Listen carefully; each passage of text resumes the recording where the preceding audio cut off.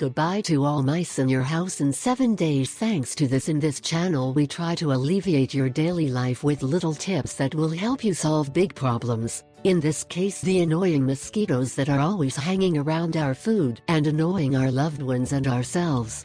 Attention! This remedy is also effective to simply drive away the mice with the smell. Do mosquitoes of the fruit usually arrive first than you to the fruit bowl? Once you settle in, these unwelcome guests usually stay over the bill.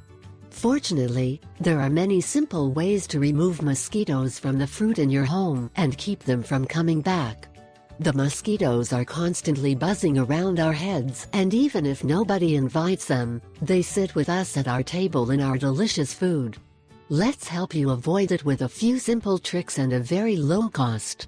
This is all you need, other than water. 1. Cut a plastic bottle in half. 2. Pour some crushed cheese into the bottom, just enough to cover it. 3. Machaca mature melon. 4. Introduce it next to the crushed melon in the bottle. 5. Now fill with water until you have covered both ingredients. 6.